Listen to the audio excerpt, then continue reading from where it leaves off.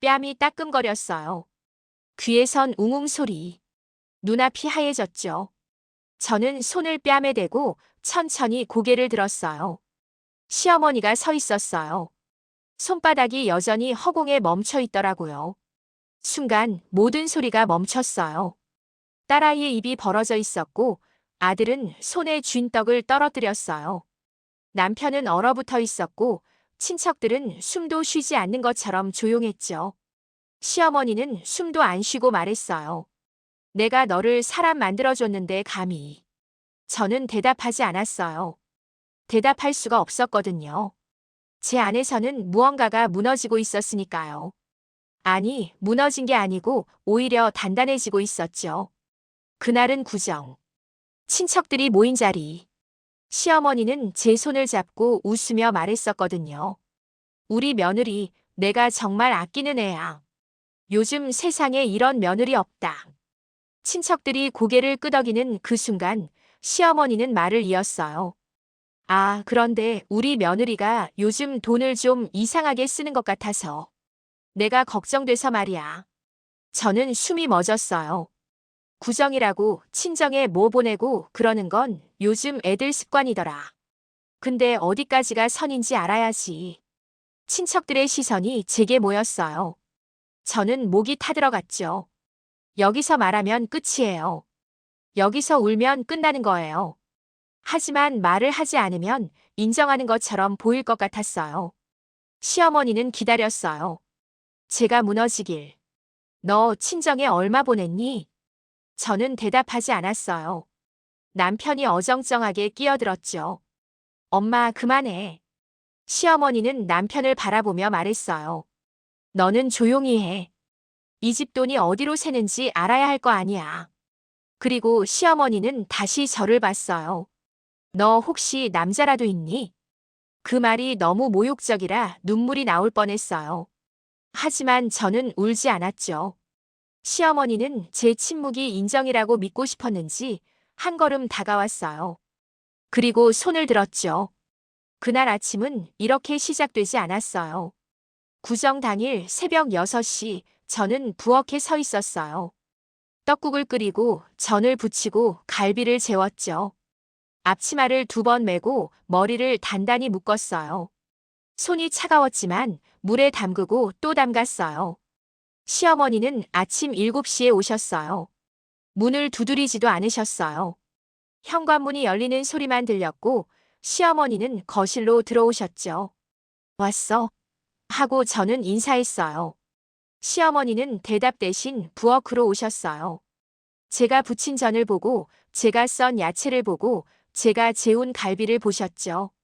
저는 이렇게 부치는 게 아니야. 저는 네 하고 대답했어요. 갈비는 다시 재워. 네. 야채는 왜 이렇게 썰어? 네. 저는 네만 반복했어요. 다른 말을 하면 더 오래 걸렸거든요. 시어머니는 제 대답에 만족한 듯 거실로 나가셨어요. 그리고 남편에게 말씀하셨죠. 애들은 내가 데리고 나갈게. 너희는 준비나 해. 남편은 네 하고 대답했어요. 저처럼요. 친척들이 오기 전 시어머니는 저를 부르셨어요. 너 요즘 폰을 왜 그렇게 붙잡고 있니? 저는 깜짝 놀라 핸드폰을 내려놓았어요. 어머니, 그게 아니라요. 시어머니는 제 말을 끊으셨어요. 여자가 뭔가 숨기면 이유가 있는 거야. 저는 숨길 게 없다고 말하려 했지만 시어머니는 이미 돌아서 계셨어요. 사실 그 전날 밤에 일이 있었거든요. 구정 전날 밤 저는 잠깐 밖에 나갔어요. 은행 자동화기기 앞에서 한참을 서 있었죠. 엄마 수술비를 더 마련할 수 있는 방법을 찾으려고요.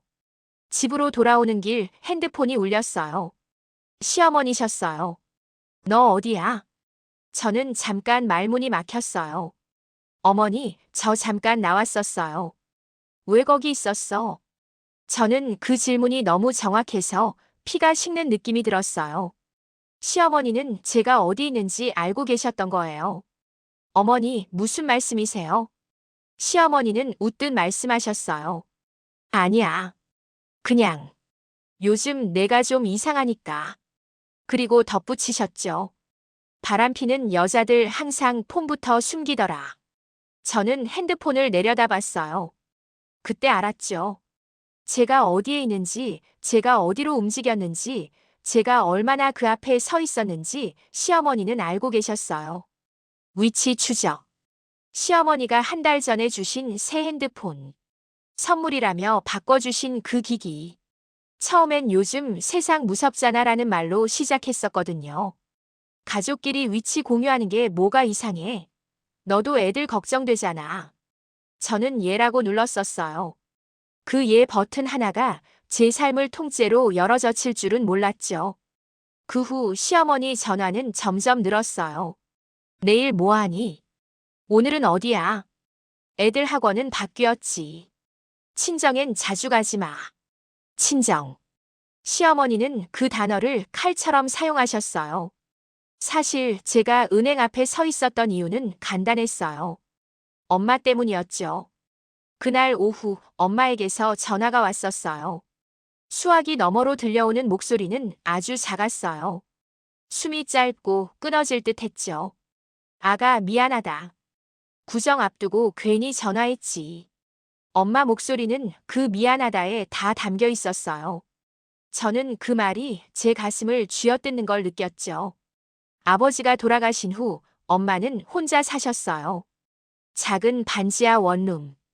겨울엔 벽이 축축해지는 그곳에서요. 수술 날짜가 잡혔다. 근데 비용이 좀 부족하대. 저는 눈을 감았어요. 구정. 떡국.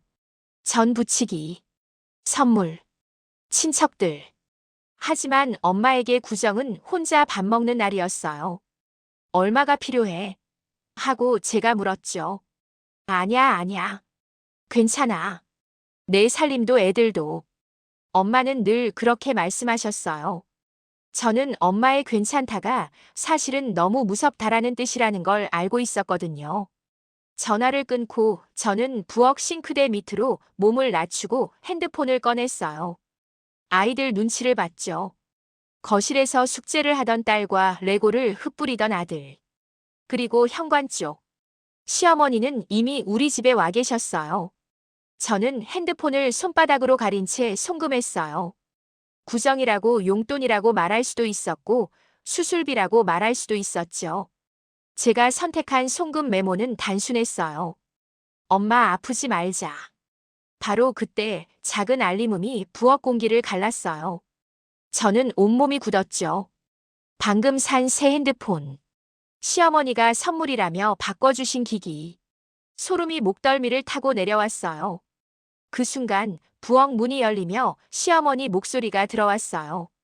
뭐하니? 저는 최대한 아무렇지 않게 웃었어요. 아, 어머니, 애들 학원 일정 확인했어요. 학원? 시어머니가 코웃음을 치셨어요. 시어머니는 제 손을 유심히 보셨어요. 제가 핸드폰을 쥐고 있던 손. 그리고 말씀하셨죠. 요즘 폰을 왜 그렇게 붙잡고 있니? 누구랑 그렇게 연락하니? 저는 아무도 아니에요 하고 대답했어요. 시어머니는 웃으셨어요. 하지만 그 웃음은 차갑고 날카로웠죠. 여자가 뭔가 숨기면 이유가 있는 거야. 저는 숨길 게 없다고 말하려 했지만 말이 나오지 않았어요. 왜냐하면 저는 숨기고 있었으니까요. 엄마 수술비, 친정에 보낸 돈. 그게 전부였지만 시어머니에게는 그게 범죄처럼 보였어요. 사실 시어머니는 그 전부터 의심하고 계셨어요. 일주일 전에도 시어머니는 저를 부르셨죠. 생활비는 맞아? 네, 맞아요. 적금은? 네. 그럼 통장 좀 봐. 저는 숨이 멎는 줄 알았어요. 어머니, 제가 하고 말을 시작했죠. 가족인데 뭐가 숨길 게 있어? 시어머니가 웃으셨어요. 요즘 여자들 이상한 데에 돈 쓰고 친정에 퍼주고 그러더라. 친정이라는 단어가 제 심장을 눌렀어요. 저는 웃으며 말했죠. 제가 알아서 잘하고 있어요. 그 순간 시어머니 눈빛이 바뀌었어요. 아이들 앞에서는 절대 보지 못하는 눈. 알아서? 시어머니는 낮게 말씀하셨어요. 내 돈이 어디 있어?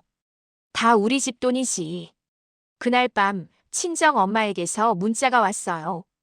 병원에서 검사 다시 하래. 괜찮다.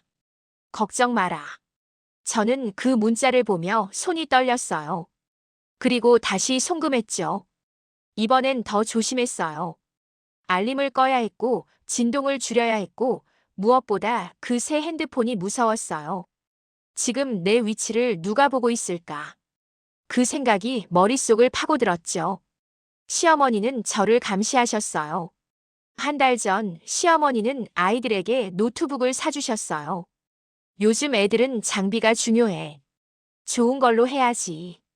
아들은 좋아서 뛰었고 딸은 반짝이는 눈으로 포장을 뜯었어요. 그리고 시어머니는 제 손에도 새 핸드폰을 쥐어주셨죠. 너도 바꿔. 애들 엄마가 폰이 느려서야 되겠니? 저는 거절하려 했지만 시어머니는 제 거절을 허락하지 않으셨어요. 내가 다 해줄 테니까 너는 내 말만 잘 들으면 돼. 그 말이 제 목을 조였어요. 내 말만 잘 들으면 돼.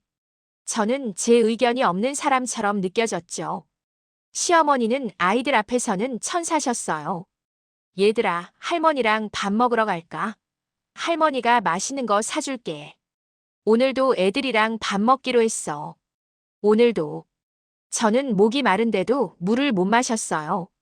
부엌 한쪽에는 이미 시어머니가 사두신 반찬 봉지들이 놓여 있었고, 거실 테이블엔 시어머니가 골라주신 학습지가 펼쳐져 있었죠. 어머니, 오늘은 제가 하고 제가 말을 시작했어요. 내가 뭘 해? 시어머니가 제 말을 끊으셨어요. 애들은 내가 책임질게. 너는 전 부치고 갈비 재우고 할 일이나 해. 그 말이 너무 자연스러워서 마치 제가 원래 이런 역할이었던 것처럼 들렸어요. 저는 그저 부엌에서 일하는 사람. 아이들 엄마가 아니라 며느리. 딸아이가 조용히 말했어요. 엄마, 오늘 할머니랑 먹어도 돼? 할머니가 파스타 사준대. 시어머니는 그 순간 천사처럼 웃으셨어요. 그래, 그래. 우리 얘는 파스타 좋아하지. 할머니가 좋은데 데려갈게. 그리고 제게만 아주 낮은 목소리로 말씀하셨죠. 너도 와. 친척들 만나는데 며느리가 빠지면 체면이 있니 없니? 저는 네라고 대답했어요. 네는 동의가 아니었어요. 탈출 불가능이라는 확인이었죠. 시어머니는 늘 물으셨어요. 내일 뭐 하니? 이 말은 질문이 아니었어요. 통지였죠. 내일도 온다는 뜻. 내일도 이 집의 부엌이 자기 것이 된다는 뜻. 구정이 가까워질수록 시어머니의 방문은 더 잦아졌어요. 아침에도 한 번, 저녁에도 한 번. 문을 두드리지도 않으셨죠. 띵동도 아니고 똑똑도 아니고 그냥 문이 열렸어요. 시어머니는 제 부엌 서랍을 열어보고 냉장고를 열어보고 세탁기 속을 들여다보셨어요. 마치 제 집이 원래 시어머니 집인 것처럼요. 그날 밤 저는 잠든 아이들 얼굴을 보며 생각했어요. 도망가면 애들은 어떻게 될까? 남편은 엄마가 원래 그렇다며 어정쩡하게 웃었고 시어머니는 아이들 앞에서 저를 칭찬하셨어요. 우리 며느리는 내가 다 챙겨. 얼마나 살뜰한지 몰라. 친척들은 그 말을 믿었어요. 그리고 저는 웃었죠. 그 웃음이 제 목구멍을 찢는 줄도 모르고요. 저는 웃으며 말했어요. 웃는 척을 했죠. 하지만 마음속에는 어떤 냄새 같은 게 피어올랐어요. 감시. 제가 숨 쉬는 시간마저 누군가에게 들여다보인다는 느낌. 그리고 구정 당일 친척들이 모인 그 자리에서 시어머니는 말씀하셨어요. 너 친정에 얼마 보냈니? 저는 대답하지 않았어요. 대답할 수 없었죠. 왜냐하면 어떤 대답을 해도 틀릴 것 같았으니까요. 시어머니는 다시 물으셨어요. 너 혹시 남자라도 있니? 그 순간 제 안에서 무언가가 끊어졌어요. 그리고 손바닥이 날아왔죠. 뺨이 따끔거렸어요. 귀에서는 웅웅거리는 소리가 났고 눈앞이 하얘졌어요. 저는 손을 뺨에 대고 천천히 고개를 들었죠. 시어머니는 숨도 안 쉬고 말씀하셨어요. 내가 너를 사람 만들어줬는데 감히. 그날 저는 처음으로 깨달았어요. 이 사람은 저를 며느리로 둔 게 아니라 소유물로 두고 있었다는 걸. 그날 저는 울지 않았어요. 사과도 하지 않았죠. 부엌으로 들어가 전 부치던 손으로 물 한 컵을 따라 마셨어요. 그리고 방으로 들어가 문을 닫았죠. 손이 떨렸어요. 하지만 제 손은 이제 두려움이 아니라 결심 때문에 떨리고 있었어요. 저는 종이를 꺼냈어요. 그리고 적었죠. 구정 전날 밤 9시 14분. 시어머니 전화 왜 거기 있었어? 구정 당일 낮 12시 27분. 친정에 얼마 보냈니? 12시 31분. 남자 있니? 12시 32분. 뺨. 저는 멈추지 않았어요. 시어머니가 주신 핸드폰. 그 안에 남아있는 기록들. 위치 기록. 통화 기록. 저는 하나씩 캡처했죠. 그리고 그때 수화기 너머로 들려온 엄마 목소리가 떠올랐어요. 아가, 미안하다. 저는 조용히 말했어요. 엄마, 이제는 내가 미안하지 않게 할게. 그날부터 저는 참는 사람이 아니라 남겨두는 사람이 되었어요. 그리고 저는 알았죠. 울고 끝내면 그 사람은 더 강해진다는 걸. 하지만 기록하면 그 사람은 언젠가 스스로 무너지게 된다는 걸. 구정이 끝나고 친척들은 돌아갔어요. 시어머니는 마치 아무 일도 없었다는 듯 아이들을 데리러 다시 전화하셨죠. 학원 끝나면 바로 데리고 와. 오늘도 밥 먹기로 했어. 저는 웃으며 대답했어요. 네, 어머니. 하지만 그 내는 이전의 내가 아니었어요. 이제 제 안에는 조용한 문장이 하나 생겼으니까요. 언제 어디서 무엇을 했는지 나는 전부 알고 있다. 그날 밤 저는 잠들지 못했어요. 뺨은 여전히 화끈거렸고 귀에서는 윙윙거리는 소리가 났죠. 옆에서는 남편이 자고 있었어요. 코를 골고 있더라고요. 저는 그 소리를 들으며 생각했어요. 이 사람은 아무것도 모르는구나. 아니, 모른 척 하는구나. 저는 조용히 일어났어요. 아이들 방을 지나쳤죠. 딸은 베개를 껴안고 자고 아들은 이불을 걷어차고 있었어요. 저는 그 모습을 한참 보다가 거실로 나왔어요. 부엌 서랍을 열었죠. 그리고 작은 노트 한 권을 꺼냈어요. 표지는 낡았지만 안은 깨끗했어요. 아직 아무것도 적히지 않은 페이지들. 저는 첫 페이지를 펼쳤어요. 그리고 아주 또박또박 차분하게 적었죠. 2026년 2월 3일. 구정 당일 오후 12시 32분. 장소 거실. 증인 남편 시숙, 시숙모, 시누이 내외, 아이들 2명, 친척 4명. 행위, 뺨을 때림. 발언, 내가 너를 사람 만들어줬는데 감히. 저는 펜을 놓지 않았어요.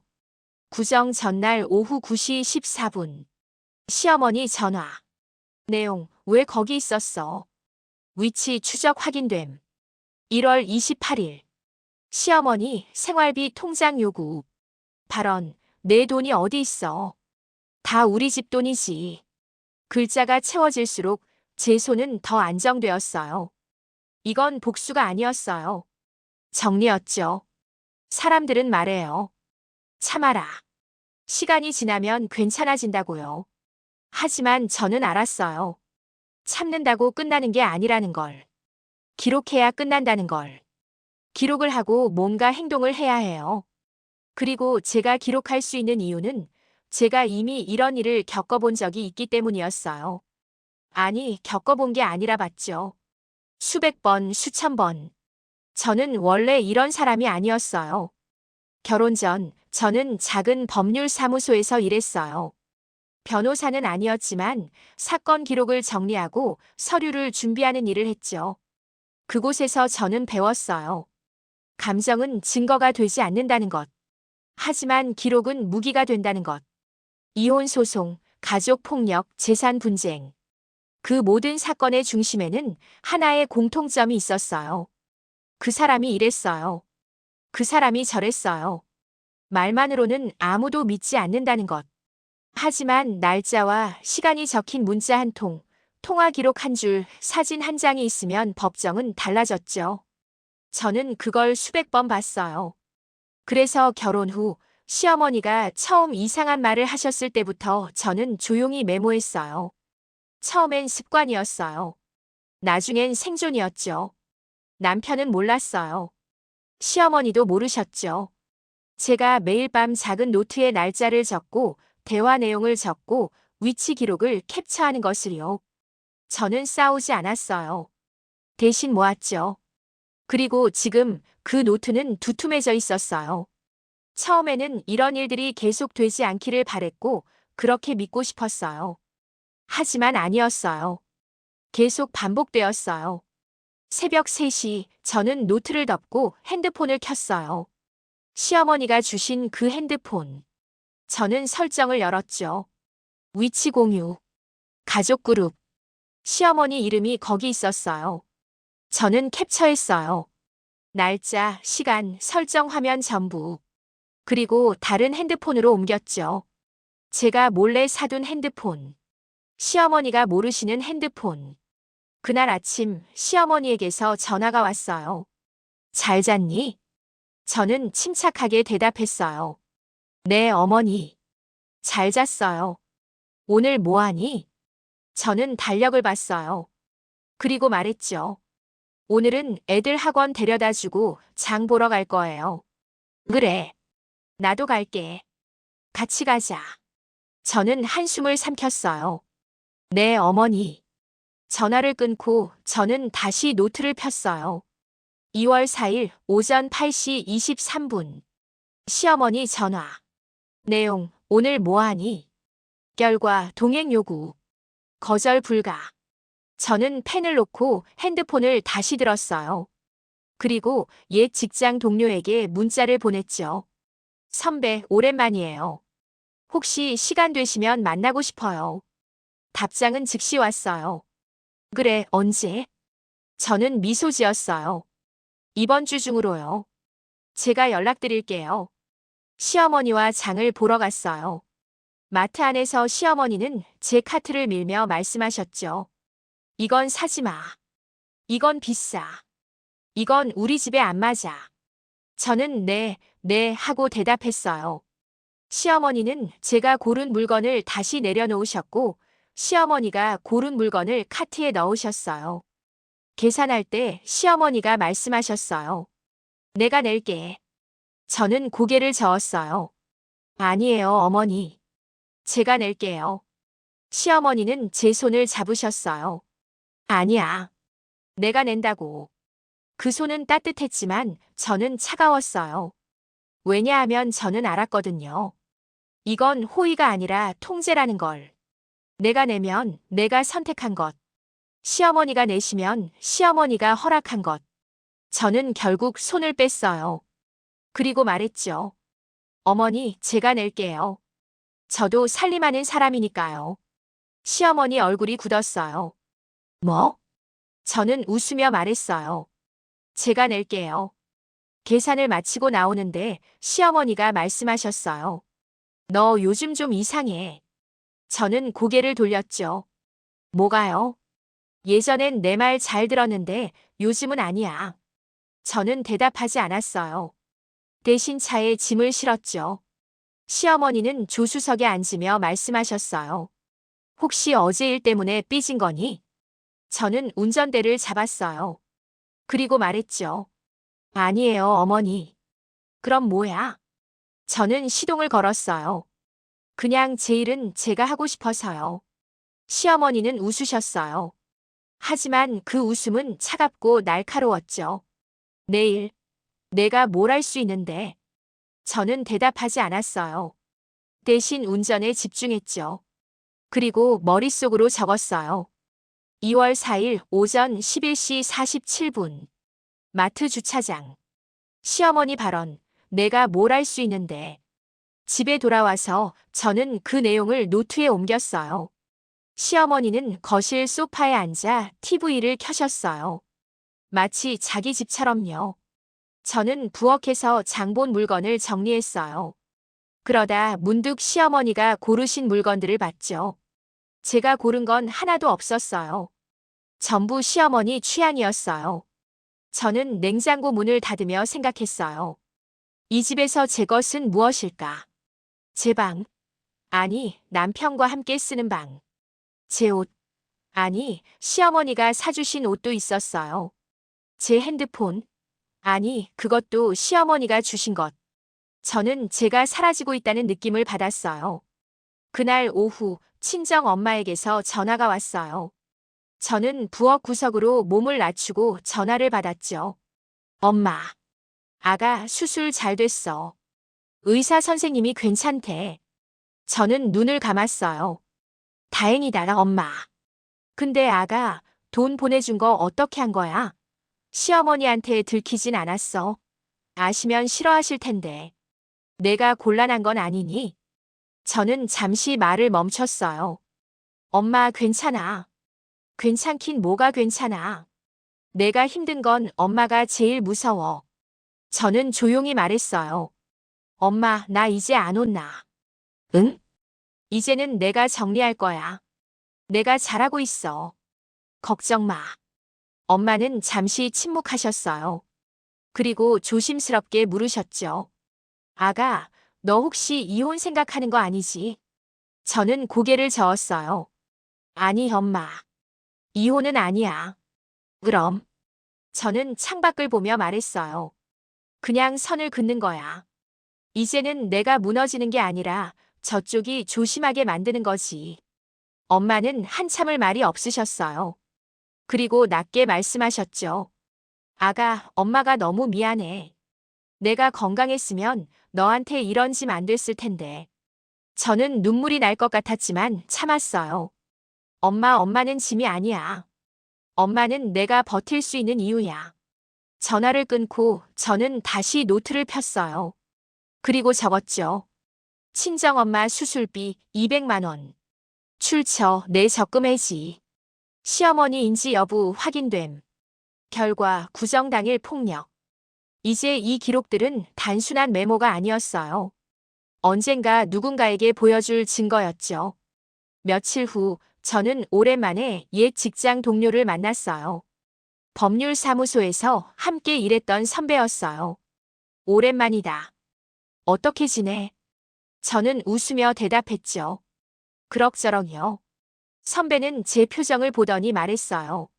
뭔가 있구나. 저는 잠시 망설이다가 조용히 물었어요.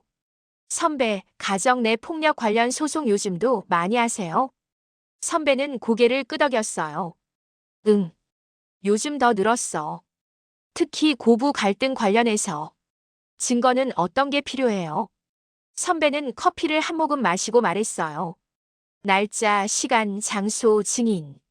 그리고 가능하면 녹음이나 문자. CCTV 같은 것도 좋고. 저는 가방 속 노트를 생각했어요. 만약에 그게 다 있으면요.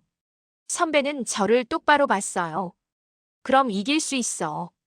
근데 너 설마? 저는 고개를 저었어요. 아니에요. 그냥 궁금해서요. 선배는 잠시 저를 보다가 말했어요. 만약 진짜라면 조용히 준비하는 게 제일 좋아. 상대가 눈치채면 증거 없애려고 할 테니까. 저는 고개를 끄덕였어요. 네. 고마워요, 선배. 그날 밤 저는 집에 돌아와 노트를 다시 펼쳤어요. 그리고 새로운 페이지를 만들었죠. 제목은 필요한 것들. 하나, 뺨 맞은 날의 증인 진술. 둘, 위치 추적 기록. 셋, 통화 녹음.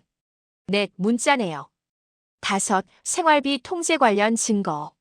그리고 마지막 줄에 적었어요. 목표 사과가 아니라 선긋기. 시간이 흐르면서 시어머니 주변 사람들이 조금씩 변하기 시작했어요.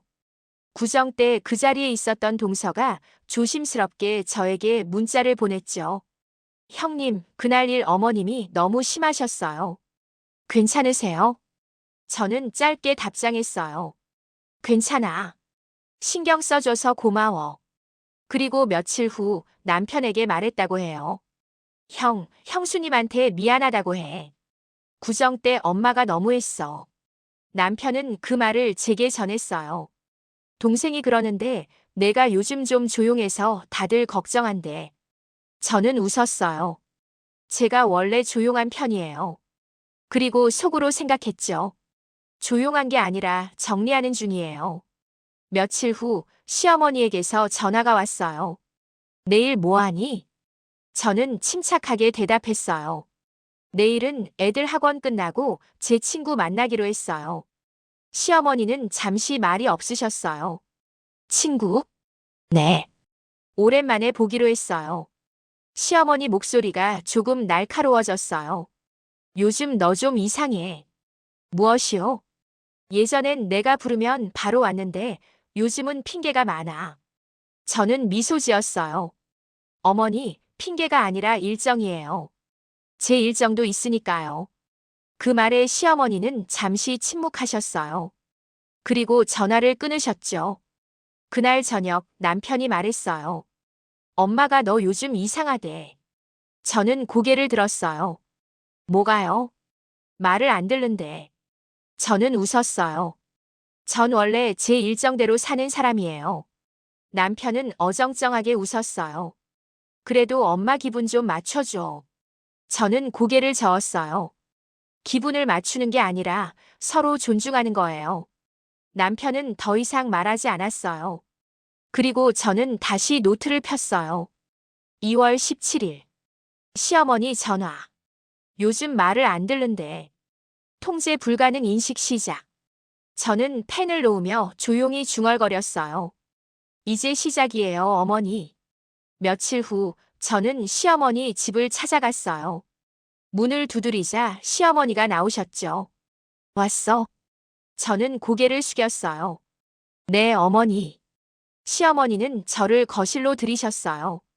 그리고 마치 아무 일도 없었다는 듯 말씀하셨죠. 차 마실래?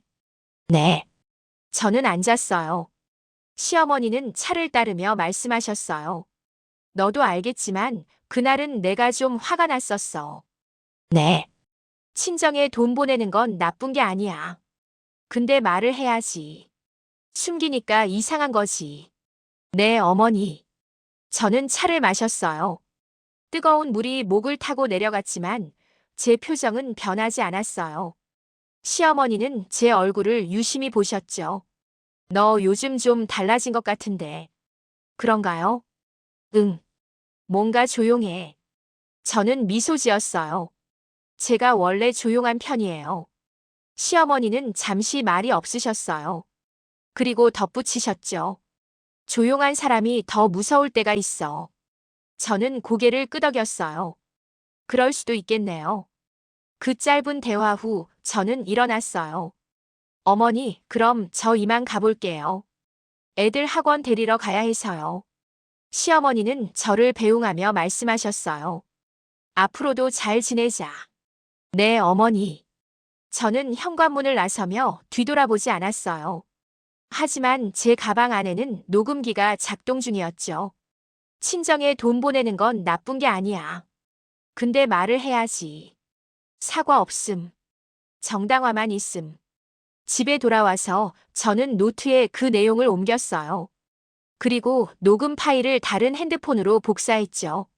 시어머니가 모르시는 핸드폰으로요. 저는 노트 마지막 페이지를 보며 중얼거렸어요. 이제 고지예요. 조금만 더. 그날 밤 남편이 잠든 후 저는 조용히 서재로 갔어요. 그리고 오래된 서류 상자를 꺼냈죠. 결혼 전 제가 모아둔 자격증들. 법무사 자격증. 가정폭력 전문 상담사 자격증. 저는 그것들을 꺼내 책상 위에 올려놓았어요. 그리고 생각했죠. 시어머니는 아직 모르세요. 제가 누구였는지. 제가 무엇을 할 수 있는지. 하지만 곧 알게 되실 거예요. 조용한 사람이 가장 무섭다는 걸. 그리고 참는 사람이 아니라 기록하는 사람이 이긴다는 걸. 저는 자격증들을 다시 상자에 넣으며 조용히 말했어요. 이제 조금만 더 기다리세요, 어머니. 제가 준비가 끝나면 그때 보여드릴게요. 그날 오후 3시 학교에서 전화가 왔어요. 담임 선생님 목소리였죠. 어머님, 지금 할머니께서 아이들을 데려가시겠다고 하시는데요. 저는 심장이 철렁했어요. 할머니요? 친할머니시라고 하시는데 보호자 확인이 필요해서 연락드렸어요. 저는 즉시 대답했어요. 절대 보내시면 안 됩니다. 제가 지금 갑니다. 전화를 끊고 저는 가방을 들었어요. 손이 떨렸지만 이번엔 두려움이 아니었어요. 분노였죠. 학교 교무실에 도착했을 때 시어머니는 이미 와 계셨어요. 딸아이와 아들의 손을 잡고 계셨죠. 시어머니는 담임 선생님께 말씀하고 계셨어요. 선생님, 제가 할머니예요. 매번 데리고 가잖아요. 담임 선생님은 난처한 표정이었어요. 그런데 어머님께서 보호자 확인을 요청하셔서요. 그 순간 제가 문을 열고 들어갔어요. 얘들아, 엄마 왔어. 딸아이와 아들이 저를 보고 달려왔어요. 엄마. 시어머니는 저를 보며 웃으셨어요. 아, 왔어. 내가 데리고 가려고 했는데. 저는 아이들을 제 뒤로 보내고 조용히 말했어요. 어머니, 오늘은 제가 데리고 갈게요. 시어머니 얼굴이 굳었어요. 뭐? 저는 담임 선생님께 말씀드렸어요. 선생님, 앞으로는 제 사전동의 없이는 누구에게도 아이들을 인계하지 말아주세요. 담임 선생님은 고개를 끄덕이셨어요. 네, 알겠습니다. 시어머니는 제 손목을 잡으셨어요. 너 지금 무슨 짓이야? 저는 천천히 손을 빼냈어요. 어머니, 아이들 무단 인계 시도는 아동복지법 위반이에요. 시어머니 눈이 흔들렸어요. 뭐라고? 아이들 보호자 동의 없이 임의로 데려가시는 건 법적으로 문제가 될 수 있어요. 시어머니는 입술을 떨었어요. 너 지금 나를 고소하겠다는 거야? 저는 고개를 저었어요. 아니에요. 단지 선을 긋는 거예요. 그날 밤 시어머니에게서 전화가 왔어요. 목소리가 차갑더라고요.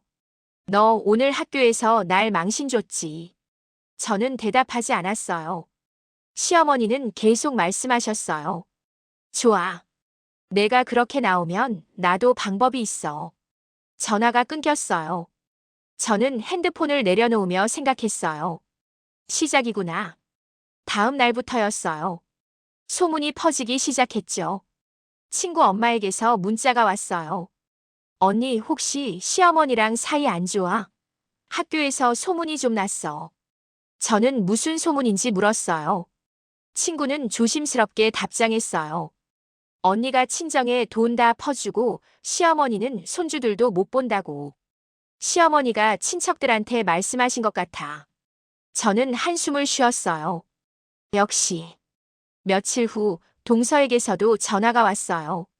형님, 어머님이 요즘 형님 얘기를 자꾸 하세요. 무슨 얘기? 걱정하신다고 하시는데 사실은 형님이 이상하다는 식으로 말씀하세요. 친정에 돈 많이 보내고 집안일도 안 하고 애들도 안 챙긴다고. 저는 웃었어요. 그렇게 말씀하시는구나. 동서는 조심스럽게 물었어요. 형님 괜찮으세요? 저는 대답했어요. 괜찮아. 이제 곧 정리될 거야. 전화를 끊고 저는 노트를 폈어요. 그리고 새로운 페이지를 추가했죠. 2월 21일. 시어머니 주변에 소문 유포 시작. 내용은 며느리가 친정에 돈 퍼줌. 가족 무시. 목적 사회적 고립. 저는 펜을 놓고 핸드폰을 들었어요. 그리고 친척들에게 단체 문자를 보냈죠. 이번 주말 모두 모여주세요. 제가 드릴 말씀이 있어요. 답장이 하나씩 왔어요. 시숙, 시누이, 동서, 먼 친척들. 모두 온다고 했어요. 시어머니에게서도 전화가 왔어요. 너 무슨 짓이야? 저는 침착하게 대답했어요. 말씀드릴 게 있어서요. 뭘? 직접 들으시면 돼요, 어머니. 그 주말 큰 방에 모였어요. 구정 때 그 자리. 하지만 이번엔 달랐어요. 식탁 위엔 떡도 전도 없었어요. 대신 서류 봉투 하나가 놓여 있었죠. 시어머니는 제일 먼저 오셨어요. 자리에 앉으며 말씀하셨죠. 또 무슨 쇼니? 저는 대답하지 않았어요. 친척들이 다 모일 때까지 기다렸죠. 형수님, 무슨 일이에요? 저는 미소 지었어요. 곧 말씀드릴게요. 시누이 내외, 동서, 먼 친척들이 하나둘 자리를 채웠어요. 모두의 얼굴에는 궁금증과 불안이 섞여 있었죠. 남편도 왔어요. 여보, 이게 무슨 일이야? 저는 남편 손을 잡았어요. 잠깐만 기다려줘. 모두가 자리에 앉았을 때 저는 일어났어요. 그리고 서류 봉투를 집어들었죠. 오늘 여러분을 부른 이유가 있어요. 시어머니가 비웃듯 말씀하셨어요. 뭐, 나를 고소라도 하겠다는 거야? 저는 고개를 저었어요. 아니에요. 그냥 사실을 말씀드리려고요. 저는 봉투를 열었어요. 그리고 첫 번째 서류를 꺼냈죠. 어머니께서 그렇게 무시하신 제 친정 이야기예요. 친척들의 시선이 저에게 모였어요. 어머니는 제 친정이 반지하에 산다고 하셨죠. 맞아요. 제 어머니는 반지하에 사세요. 시어머니가 웃으셨어요. 그래서 저는 서류를 테이블 위에 놓았어요. 하지만 그 반지하가 있는 건물이요, 제 명이에요. 순간 방 안이 조용해졌어요. 저는 계속 말했어요. 서울 강남동 5층짜리 건물. 현재 시세로 약 50억 원이에요. 누군가 숨을 삼키는 소리가 들렸어요. 형수님, 그게 정말이에요. 저는 등기부 등본을 보여드렸어요. 네. 여기 제 이름이 있어요. 시어머니 얼굴이 하얗게 변했어요. 저는 두 번째 서류를 꺼냈어요. 그리고 이건 제 명의 신탁 재산이에요. 아버지께서 돌아가시기 전에 제게 물려주신 거예요. 얼마인데요? 시누이가 조심스럽게 물었어요. 약 30억 원이요. 젓가락을 떨어뜨리는 소리가 들렸어요. 남편이 저를 봤어요. 여보, 이게 무슨 말이야? 저는 남편 손을 잡았어요. 미안해. 말 안 했지. 시어머니가 떨리는 목소리로 물으셨어요. 그럼 너 대체 뭐 하는 애야? 저는 세 번째 서류를 꺼냈어요. 제 명함이었죠. 어머니는 제가 법률사무소에서 서류 정리했다고 알고 계셨죠? 시어머니는 대답하지 않으셨어요. 저는 명함을 테이블에 놓았어요. 저는 대형 로펌 소속 변호사예요. 그리고 검사 출신이고요. 시숙모가 놀라서 물었어요. 검사요? 네. 5년 동안 검사로 일했어요. 주로 가정폭력 사건을 담당했죠. 방 안이 다시 조용해졌어요. 저는 마지막 서류를 꺼냈어요. 등기부 등본 한 장. 그리고 어머니. 시어머니가 저를 봤어요. 눈동자가 흔들리고 있었죠. 저는 천천히 말했어요. 어머니께서 자랑하시던 이 집 있잖아요. 시댁집. 실제 소유주는 제 아버지 법인이에요. 등기부 등본을 테이블 위에 펼쳤어요. 거기엔 제 아버지 회사 이름이 적혀 있었죠. 시어머니는 손으로 테이블을 짚었어요. 무릎이 풀린 사람처럼. 그럼 우리가 지금 형수님 집에 사는 거예요. 저는 고개를 끄덕였어요. 아버지께서 임대해 주신 거예요. 시가보다 훨씬 싼 가격으로요. 남편이 저를 봤어요. 처음 보는 얼굴로. 여보, 왜 이 얘기를 지금까지 안 했어? 저는 남편을 봤어요. 그리고 조용히 말했어요. 사랑받고 싶어서였어. 돈 말고요. 며느리로. 사람으로. 돈 때문이 아니라 그냥 평범하게 사랑받고 살고 싶었어요. 저는 시어머니를 봤어요. 저는 제가 가진 걸 숨기고 왔어요. 왜냐하면 돈 때문에 사랑받고 싶지 않았거든요. 그냥 저라는 사람으로 받아들여지고 싶었어요. 시어머니는 입술을 떨었어요. 저는 계속 말했어요. 하지만 어머니는 제가 가난하다고 무시하셨죠. 친정이 초라하다고 깔보셨어요. 제 돈을 의심하고 제 통장을 보자고 하셨어요. 시어머니는 대답하지 않으셨어요.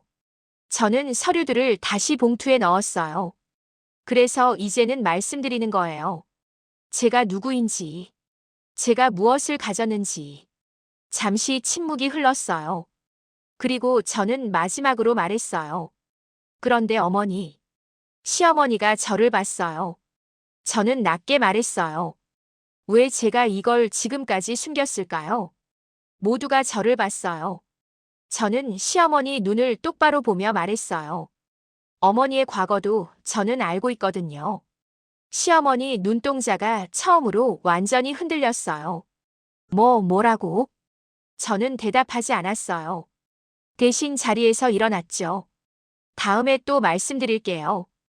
오늘은 여기까지만 할게요. 저는 가방을 들고 문을 향해 걸어갔어요. 뒤에서 시어머니 목소리가 들렸죠. 너 지금 뭘 아는데? 저는 멈춰 섰어요. 그리고 돌아보지 않은 채 말했어요. 다 알아요, 어머니.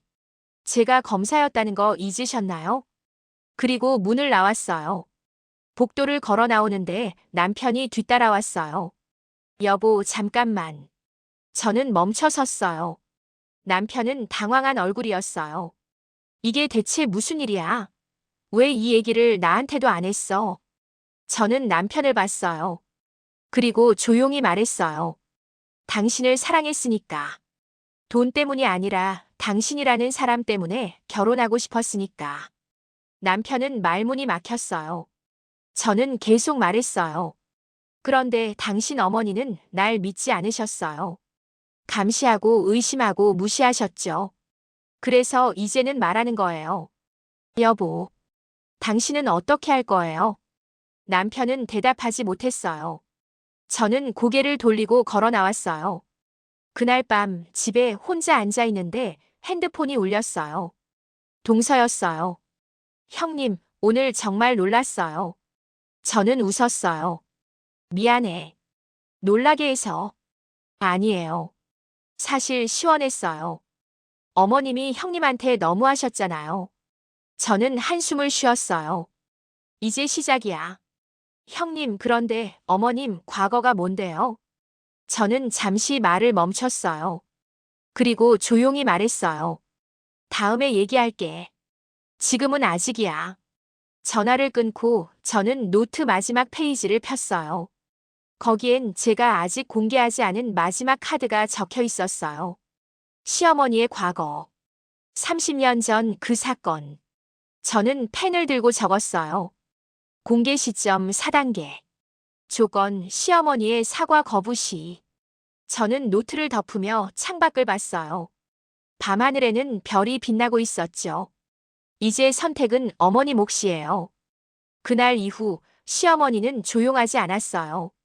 사람은 권력을 잃으면 가장 먼저 말을 잃는다고 생각했어요. 저는 틀렸죠. 권력을 잃은 사람은 소문을 던져요. 전화는 새벽에 왔어요. 새벽 4시. 저는 받지 않았어요. 5시에 또 왔고 6시에 또 왔어요. 저는 모두 무시했죠. 그러자 문자가 오기 시작했어요. 내가 가족을 갈라놨다. 애들 정서 생각은 안 하니? 돈으로 사람 위에 서려고 드는 여자. 저는 그 문자들을 캡처했어요. 날짜, 시간, 내용 전부. 그리고 다른 핸드폰으로 옮겼죠. 며칠 뒤 남편 회사로 전화가 갔다고 해요. 남편이 퇴근하고 와서 말했죠. 여보, 오늘 회사에 전화 왔어. 엄마한테서. 저는 설거지하던 손을 멈췄어요. 무슨 전화요? 나한테 집에 들어가지 말래. 너랑 당분간 떨어져 있으래. 저는 웃었어요. 그래서 뭐라고 했어요? 남편은 한숨을 쉬었어요. 나는 안 그럴 거라고 했지. 저는 다시 설거지를 시작했어요. 고마워요. 남편은 제 뒤에 서서 말했어요. 여보, 엄마가 요즘 이상해. 주변 사람들한테 너 얘기를 계속 하나 봐. 저는 그릇을 헹구며 대답했어요. 알아요. 그럼 어떻게 할 거야? 저는 물을 잠그고 남편을 봤어요. 조금만 기다려줘요. 곧 끝날 거예요. 친척들 모임에서도 제 이름이 나왔다고 해요. 동서가 조심스럽게 전화했죠. 형님, 요즘 친척 모임에서 형님 얘기가 나와요. 무슨 얘기? 걔 검사였대. 그래서 무섭지 않냐고. 언제 고소할지 모른다고. 저는 한숨을 쉬었어요. 누가 그래? 동서는 말하지 않았지만 저는 알았어요. 뻔하죠. 모두 시어머니 입에서 나온 말이라는 걸. 저는 전화를 끊고 노트를 폈어요. 그리고 적었죠. 3월 2일. 시어머니 주변인에게 허위 사실 유포 시작. 남편 회사 연락, 친척 모임 소문. 목적 사회적 고립, 평판 훼손. 저는 펜을 덮고 핸드폰을 들었어요. 그리고 시어머니께 전화를 걸었죠. 시어머니가 받으셨어요. 뭐야? 저는 침착하게 말했어요. 어머니, 한 번만 더 그러시면 저도 선택을 하게 돼요. 시어머니는 웃으셨어요. 내가 뭘 할 수 있는데. 저는 전화를 끊었어요. 그 말이 4단계의 문을 열었죠. 며칠 후 저는 시어머니께 문자를 보냈어요. 어머니 만나요. 둘이서만. 시어머니에게서 답장이 왔어요. 좋아.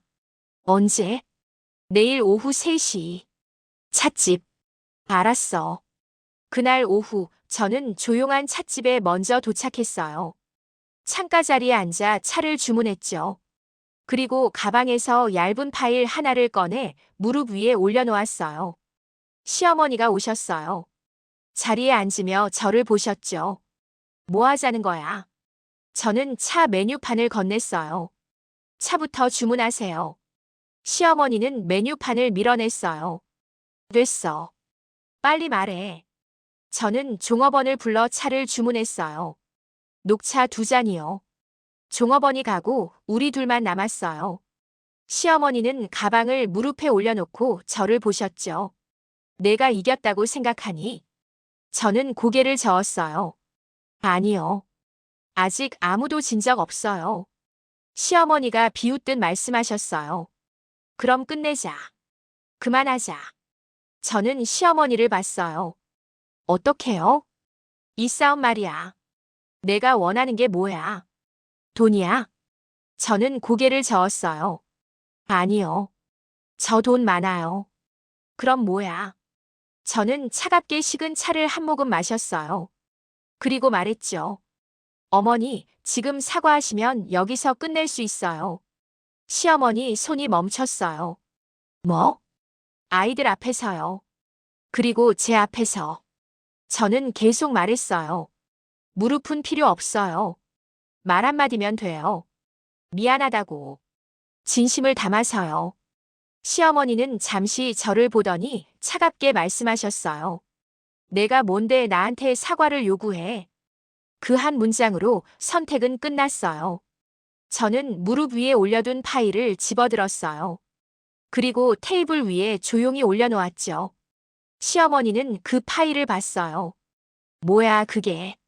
저는 파일을 열었어요. 안에는 낡은 종이들이 들어있었어요. 오래된 도장, 바랜 잉크, 누렇게 변한 서류들. 시어머니의 눈동자가 흔들렸어요. 저는 첫 페이지를 넘기며 조용히 물었어요. 어머니, 30년 전 상사 기억하세요? 시어머니는 대답하지 않으셨어요. 하지만 얼굴이 하얗게 변했죠. 저는 계속 말했어요. 아버지 회사예요. 시어머니 손이 떨렸어요. 저는 서류를 한 장씩 넘겼어요. 내부 감사 보고서, 자금 유용 내역, 담당자 이름. 거기엔 시어머니 이름이 적혀 있었어요. 시어머니는 입술을 깨물었어요. 그리고 낮게 말씀하셨죠. 그건 오래된 일이야. 저는 고개를 저었어요. 아니요. 아직 끝나지 않은 일이에요. 시어머니가 저를 봤어요. 너 그걸로 날 협박하려는 거야? 저는 다음 서류를 꺼냈어요. 아버지 필체로 쓰인 메모였죠. 아버지는 이렇게 쓰셨어요. 저는 그 글씨를 따라 읽었어요. 아이들 키운다는데 인생 망치지 말자. 다만 다시는 남의 인생 밟지 말 것. 정직하게 살라고 하셨죠. 시어머니의 얼굴이 조금씩 무너졌어요. 저는 계속 말했어요. 아버지는 어머니를 고발하지 않으셨어요. 대신 퇴직금 명목으로 생활비도 챙겨주셨죠. 시어머니는 눈을 감았어요. 저는 마지막 서류를 꺼냈어요. 은행 이체 내역이었어요. 시어머니가 빼돌린 금액 5억 원. 시어머니는 그 숫자를 보며 눈을 감았어요. 저는 조용히 말했어요. 30년 전 회사 자금 5억 원. 어머니 명의 계좌로 빠져나갔어요. 시어머니는 떨리는 목소리로 말씀하셨어요. 그건 내가 쓴 게 아니야. 저는 다음 서류를 펼쳤어요. 병원 진료 기록이었죠. 시아버지 이름이 적혀 있었어요. 말기암, 입원 기록, 수술비, 항암 치료비. 저는 시어머니를 봤어요. 시아버지 병원비였죠. 시어머니는 고개를 숙였어요. 눈물이 떨어졌죠. 저는 계속 말했어요.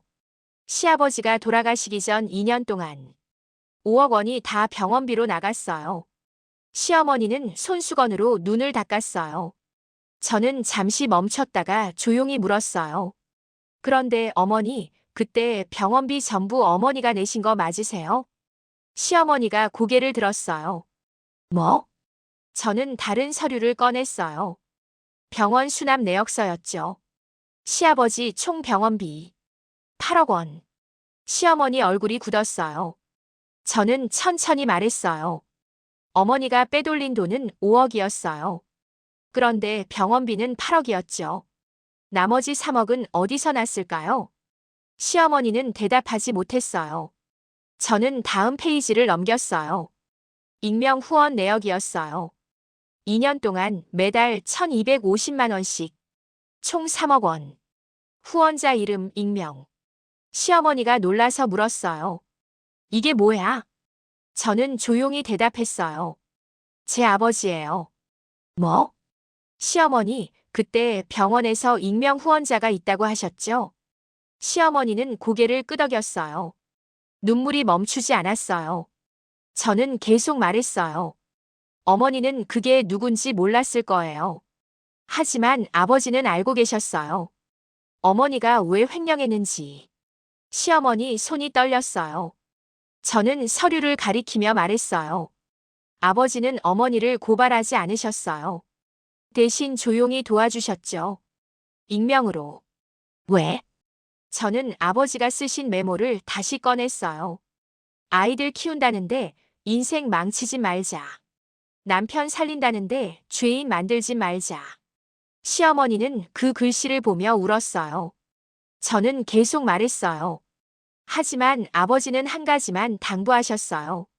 시어머니가 저를 봤어요. 저는 낮게 말했어요. 다시는 남의 인생을 밟지 말라고요. 시어머니는 손으로 얼굴을 가렸어요. 저는 서류를 다시 정리하며 말했어요. 그런데 어머니는 지금 저를 밟고 계세요. 제 인생을. 시어머니는 울면서 말했어요. 나는 그럴 생각이 아니었어. 저는 고개를 저었어요.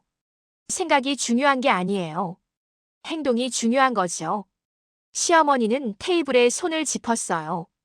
무릎이 풀린 것처럼. 저는 마지막으로 말했어요. 어머니, 아버지는 어머니를 용서하셨어요. 고발하지 않으셨고 도와주기까지 하셨죠. 시어머니가 고개를 들었어요. 저는 시어머니 눈을 똑바로 보며 말했어요. 그런데 어머니는 그 은혜를 어떻게 갚으셨나요? 시어머니는 대답하지 못했어요. 저는 계속 말했어요. 그 은인의 딸을 무시하고 감시하고 때리셨어요. 시어머니 눈에서 눈물이 끊임없이 흘렀어요. 저는 자리에서 일어났어요. 그리고 조용히 말했죠. 어머니, 저는 제가 누구 딸인지 숨기고 결혼했어요. 왜냐하면 사랑받고 싶었으니까요. 돈 때문이 아니라 사람으로. 시어머니는 고개를 숙였어요. 저는 가방을 들며 말했어요. 하지만 어머니는 끝까지 저를 사람으로 보지 않으셨어요. 시어머니가 떨리는 목소리로 물었어요. 그럼 너는 나를 어떻게 할 거야? 저는 잠시 멈췄어요. 그리고 대답했죠. 아버지처럼 할 거예요. 뭐? 저는 시어머니를 봤어요. 선택권을 드릴게요. 아버지가 어머니한테 그러셨던 것처럼. 시어머니가 저를 봤어요. 저는 침착하게 말했어요. 사과하고 물러나시거나 아니면 제가 이 모든 걸 세상에 공개하거나. 시어머니는 입술을 떨었어요. 저는 마지막으로 말했어요. 사흘 드릴게요. 사흘 안에 답을 주세요. 그리고 찻집을 나왔어요. 사흘이 지나가고 있었어요. 첫날 시어머니에게서 아무 연락이 없었어요. 문자도 전화도 완벽한 침묵이었죠. 저는 평소처럼 지냈어요. 아이들을 학교에 보내고 빨래를 개고 저녁을 준비했어요. 하지만 핸드폰은 늘 제 옆에 있었죠. 남편이 조심스럽게 물었어요. 여보, 엄마한테서 연락 왔어? 저는 고개를 저었어요. 아직이요. 남편은 한숨을 쉬었어요. 엄마가 뭐라고 할까? 저는 설거지하던 손을 멈췄어요. 그리고 조용히 말했죠. 모르겠어요. 하지만 선택은 어머니 몫이에요. 둘째 날도 마찬가지였어요. 아침에 눈을 뜨면 핸드폰부터 확인했어요. 알림이 없었죠. 저는 노트를 폈어요. 그리고 적었어요. 이틀째. 시어머니 응답 없음. 남은 시간 하루. 저는 펜을 놓고 창밖을 봤어요. 하늘이 흐렸어요. 비가 올 것 같았죠. 동서에게서 전화가 왔어요. 형님, 어머님 요즘 이상하세요. 어떡해요? 집에만 계세요. 아무한테도 연락 안 하시고 밥도 잘 안 드신대요. 저는 한숨을 쉬었어요. 그러시는구나. 형님, 무슨 일 있으세요? 저는 잠시 망설이다가 대답했어요. 곧 알게 될 거예요. 셋째 날 아침이 밝았어요. 저는 평소보다 일찍 일어났어요. 잠을 설쳤거든요. 커피를 내리고 거실 창가에 앉았어요. 시계를 봤죠. 오전 6시. 마감은 정오였어요. 6시간 남았어요. 아이들을 깨웠어요. 평소처럼 아침을 차렸죠. 딸아이가 물었어요. 엄마, 오늘 할머니 와? 저는 웃으며 대답했어요. 모르겠어. 오실 수도 있고 안 오실 수도 있고. 아들이 우유를 마시며 말했어요. 나 할머니 보고 싶어. 저는 아들 머리를 쓰다듬었어요. 곧 뵐 수 있을 거야. 아이들을 학교에 보내고 저는 집에 돌아왔어요. 남편도 출근했죠. 집은 조용했어요. 저는 소파에 앉아 핸드폰을 내려다봤어요. 시계를 봤죠. 오전 9시. 3시간 남았어요. 10시가 됐어요. 2시간. 11시. 1시간. 저는 노트를 폈어요. 마지막 페이지였죠. 펜을 들었어요. 그리고 적으려는 순간 핸드폰이 울렸어요. 심장이 쿵 내려앉았어요. 시어머니였어요. 저는 전화를 받았어요. 손이 떨렸죠. 여보세요. 시어머니 목소리는 낮고 떨리고 있었어요.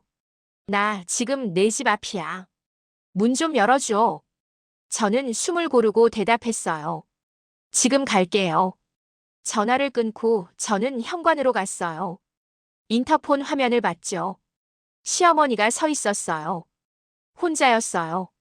저는 문을 열었어요. 시어머니는 현관 앞에 서 계셨어요. 손에는 작은 보자기 하나.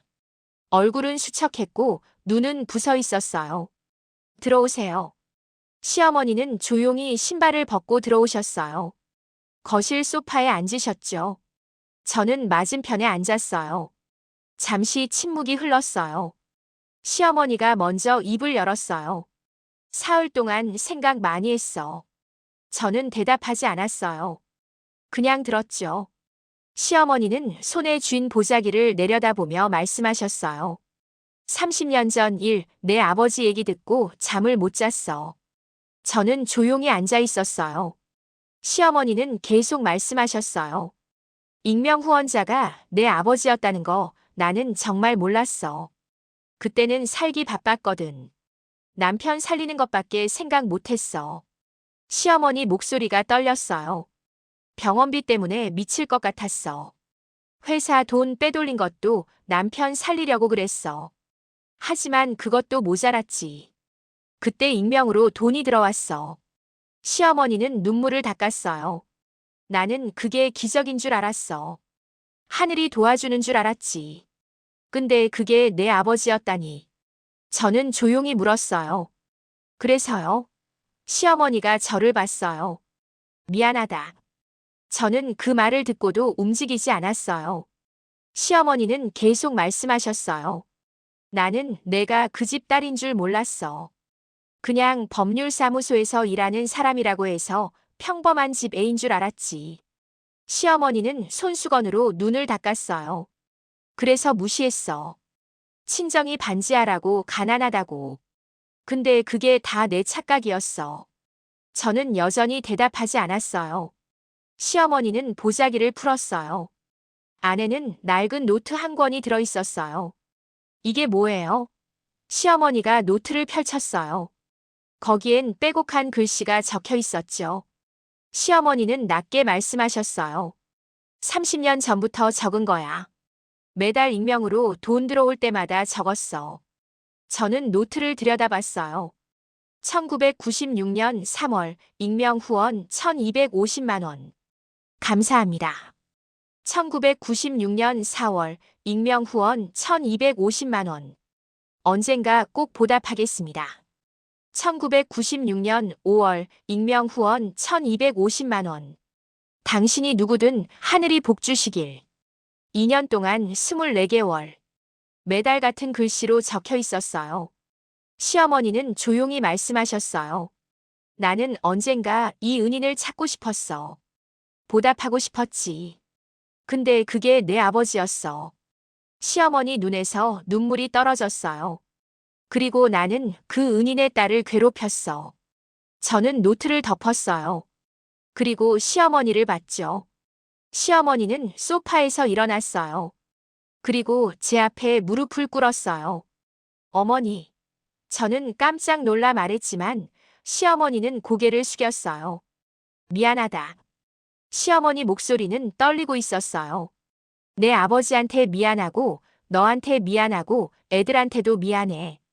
저는 시어머니 팔을 잡았어요. 어머니 일어나세요. 시어머니는 고개를 저었어요. 아니야. 나는 일어날 자격이 없어. 시어머니는 계속 울었어요. 나는 너를 사람으로 안 봤어. 그냥 내가 거느릴 며느리로만 봤지. 내 말 들어야 하는 사람으로만 봤어. 근데 너는 사람이었어. 내 아버지 딸이었고 검사였고 엄마였고. 시어머니는 손으로 얼굴을 가렸어요. 나는 그걸 몰랐어. 아니, 보려고 하지 않았어. 저는 시어머니를 일으키려 했지만 시어머니는 움직이지 않았어요. 제발 용서해 줘. 나는 내 아버지 은혜를 배신했어. 그 죗값을 어떻게 갚아야 할지 모르겠어. 저는 눈물이 날 것 같았어요. 하지만 참았죠. 시어머니는 고개를 들어 저를 봤어요. 얼굴이 눈물범벅이었어요. 너한테 한 짓들 다 기억해. 뺨 때린 것도 감시한 것도 친정 무시한 것도 다 내 잘못이야. 저는 한참을 시어머니를 봤어요. 그리고 조용히 말했죠. 어머니 일어나세요. 시어머니는 고개를 저었어요. 저는 시어머니 손을 잡았어요. 그리고 힘을 줘서 일으켰죠. 일어나세요. 무릎 꿇는 건 필요 없어요. 시어머니는 일어났어요. 하지만 여전히 울고 계셨죠. 저는 시어머니를 소파에 앉혔어요. 그리고 맞은편에 다시 앉았어요. 어머니, 저는 용서할 수 있어요. 시어머니가 저를 봤어요. 저는 계속 말했어요. 하지만 조건이 있어요. 뭐든지 할게. 저는 천천히 말했어요. 첫째, 다시는 저를 무시하지 마세요. 저도 사람이에요. 시어머니는 고개를 끄덕였어요. 둘째, 아이들 일은 저와 남편이 결정해요. 어머니가 아니라요. 시어머니는 또 끄덕였어요. 셋째, 저희 집에 오실 때는 미리 연락하세요. 갑자기 오시지 말고요. 시어머니는 눈물을 닦으며 대답했어요. 그럴게. 저는 마지막으로 말했어요. 그리고 넷째. 시어머니가 저를 봤어요. 저는 조용히 말했어요. 서로 존중해요. 어머니와 며느리가 아니라 사람과 사람으로. 시어머니는 한참을 저를 보다가 고개를 끄덕였어요. 알겠어. 저는 한숨을 쉬었어요. 그리고 처음으로 미소 지었죠. 어머니, 차 드릴게요. 저는 부엌으로 갔어요. 물을 끓이고 찻잔을 꺼냈어요. 손이 떨렸지만 이번엔 안도였어요. 거실로 돌아와 차를 내려놓았어요. 시어머니는 조용히 앉아 계셨죠. 저는 맞은편에 앉았어요. 시어머니는 찻잔을 들어 한 모금 마셨어요. 잠시 침묵이 흘렀어요. 시어머니가 조심스럽게 물었어요. 내 아버지 어떤 분이셨니? 저는 창밖을 보며 대답했어요. 따뜻한 분이셨어요. 사람을 먼저 보는 분이었죠. 시어머니는 고개를 끄덕였어요. 저는 계속 말했어요. 아버지는 늘 말씀하셨어요. 사람은 실수를 해. 하지만 그 실수를 인정하고 고치면 그게 진짜 용기라고. 시어머니 눈에서 또 눈물이 흘렀어요. 저는 시어머니를 보며 말했어요. 어머니, 오늘 용기 내셨어요. 시어머니는 눈물을 닦았어요. 고마워. 저는 고개를 저었어요. 저도 고마워요. 어머니가 선택해 주셔서. 그날 오후 아이들이 학교에서 돌아왔어요. 현관문을 열고 들어오더니 깜짝 놀랐죠. 할머니. 아이들은 시어머니에게 달려갔어요. 시어머니는 아이들을 꼭 안았어요. 눈물을 흘리며요. 할머니, 왜 울어? 딸아이가 물었어요. 시어머니는 웃으며 대답했어요. 아니야. 할머니는 그냥 너희들이 보고 싶었어. 아들이 말했어요. 우리도 할머니 보고 싶었어. 저는 그 모습을 보며 미소 지었어요. 그날 저녁 남편이 퇴근했어요. 거실에서 시어머니를 보고 깜짝 놀랐죠. 엄마, 왜 여기 와 있어? 시어머니는 남편을 봤어요. 그리고 조용히 말씀하셨어요. 엄마가 잘못했다. 남편은 당황한 표정이었어요. 엄마, 무슨 말이야? 시어머니는 저를 봤어요. 그리고 남편에게 말씀하셨죠. 내 아내한테 미안한 일을 많이 했어. 이제부터는 고칠게. 남편은 저를 봤어요. 저는 웃으며 고개를 끄덕였죠. 그날 밤 저는 남편과 단둘이 방에 있었어요. 남편이 물었어요. 여보, 엄마한테 무슨 일 있었어? 저는 남편 손을 잡았어요. 그리고 조용히 말했죠. 어머니가 용기를 내셨어요. 잘못을 인정하고 고치겠다고 하셨어요. 남편은 한참을 저를 보다가 말했어요. 여보, 고마워. 저는 고개를 갸웃했어요. 왜요? 엄마를 포기하지 않아서. 가족을 지켜줘서. 저는 남편을 안았어요. 그리고 조용히 말했죠. 당신도 고마워요. 제 편이 돼줘서. 며칠 후 저는 노트 마지막 페이지를 펼쳤어요. 그리고 적었죠. 5단계 종료. 시어머니 사과 완료. 관계 회복 시작. 새로운 시작. 저는 펜을 놓고 노트를 천천히 덮었어요. 그리고 서랍 깊숙한 곳에 넣었어요. 이제 이 노트는 필요 없었어요. 왜냐하면 싸움은 끝났으니까요. 창밖에는 봄비가 내리고 있었어요. 새싹이 돋아나는 계절이었죠. 그날 주말 우리는 모두 모였어요. 시어머니, 남편, 아이들, 그리고 저. 식탁에 둘러앉아 밥을 먹었어요. 시어머니가 가져오신 반찬도 있었고 제가 만든 국도 있었죠. 딸아이가 말했어요. 할머니, 이거 맛있어. 시어머니는 웃으며 대답했어요. 그래. 할머니가 또 만들어 올게. 그리고 저를 보며 조심스럽게 물었어요. 괜찮지? 저는 웃으며 대답했어요. 네, 어머니. 좋아요. 시어머니는 안도한 표정이었어요. 식사를 마치고 설거지를 하는데 시어머니가 오셨어요. 내가 할게. 저는 고개를 저었어요. 괜찮아요, 어머니. 제가 할게요. 시어머니는 제 옆에 서서 말씀하셨어요. 그럼 내가 닦을게. 저는 웃으며 대답했어요. 감사해요. 우리는 나란히 서서 설거지를 했어요. 저는 씻고 시어머니는 닦았죠. 시어머니가 조용히 말씀하셨어요. 너희 아버지 정말 대단한 분이셨구나. 저는 고개를 끄덕였어요. 네. 나도 그런 사람이 되고 싶어. 저는 시어머니를 봤어요. 시어머니는 진심 어린 눈으로 저를 보고 계셨죠. 저는 웃으며 말했어요. 어머니, 지금 시작하시면 돼요. 시어머니는 눈물을 글썽이며 고개를 끄덕였어요. 그날 밤 저는 침대에 누워 천장을 봤어요. 남편은 옆에서 자고 있었죠. 저는 조용히 중얼거렸어요. 아버지, 제가 잘했을까요? 대답은 없었지만 마음은 따뜻했어요. 다음 날 아침 친정 엄마에게 전화를 걸었어요. 엄마, 아가 어떻게 지내? 저는 창밖을 보며 대답했어요. 잘 지내요, 엄마. 이제는 정말 괜찮아요. 그래, 다행이다. 저는 웃으며 말했어요. 엄마, 시어머니가 사과하셨어요. 정말, 그래서? 저는 대답했어요. 전 용서했어요. 엄마가 그러셨잖아요. 용서는 상대를 위한 게 아니라 나를 위한 거라고. 엄마는 한참 침묵하다가 말씀하셨어요. 우리 딸 다 컸네. 저는 눈물이 났지만 웃으며 대답했어요.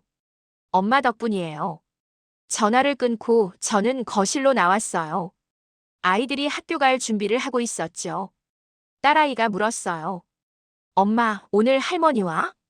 저는 웃으며 대답했어요. 오신대. 저녁에 같이 먹자고 하셨어. 아들이 좋아하며 말했어요. 야호! 할머니 요리 먹는다. 저는 아이들 머리를 쓰다듬었어요. 그래, 할머니가 너희 좋아하는 거 만들어 오신대. 그날 저녁 시어머니가 오셨어요. 손에는 큰 보자기를 들고 계셨죠. 어머니, 어서 오세요.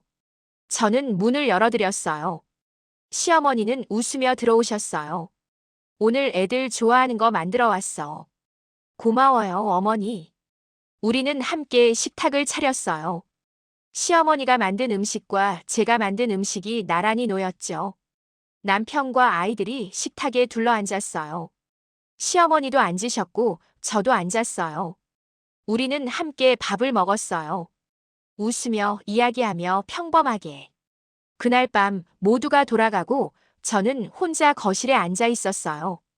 창밖에는 별이 빛나고 있었죠. 저는 조용히 생각했어요. 싸움은 끝이 났지만 진짜 시작은 지금부터였어요. 서로 존중하고 이해하고 사랑하는 것. 그게 진짜 가족이었죠. 저는 미소 지으며 중얼거렸어요. 아버지, 저 이제 알 것 같아요. 용서가 뭔지, 사랑이 뭔지. 그리고 가장 중요한 건 나를 지키면서도 상대를 무너뜨리지 않는 것. 그게 진짜 용기라는 걸.